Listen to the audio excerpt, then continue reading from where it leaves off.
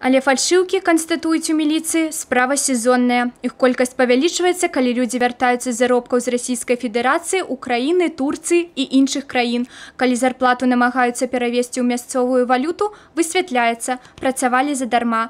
Свае фальшыўкі наша гераіня привезла з адпачынку. У меня родственники живут на Украине, в городе Ковеле. Я поехала к ним в гости. На рынке решила обменять по хорошему курсу гривны на доллары. Валюту в обменнике не проверяла.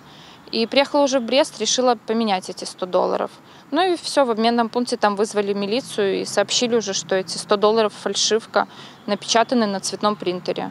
Ну, жалею, конечно, что не проверила и обменяла с рук вообще эту валюту. Ну, буду знать уже на будущее.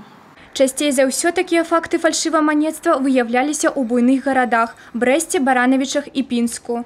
С начала года на территории Брестской области сотрудниками милиции зафиксировано 56 фактов, когда граждане предъявили к обмену фальшивые купюры. Чаще всего такие обменные операции происходят на территории города Бреста, города Барановича и города Пинска. Последний случай произошел в городе Пинске, когда мужчина вернулся с Российской Федерации и предъявил к обмену фальшивые денежные знаки Российской Федерации 5000 российских рублей. К обмену, к сожалению, они были фальшивыми.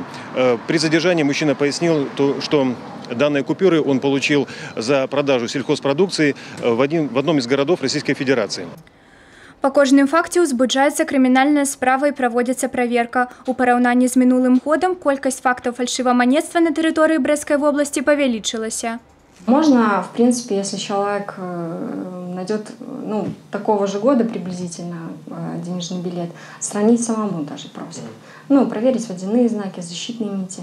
Может быть, как-то на ощупь что-то почувствовать, способ печати, допустим, как металлографская.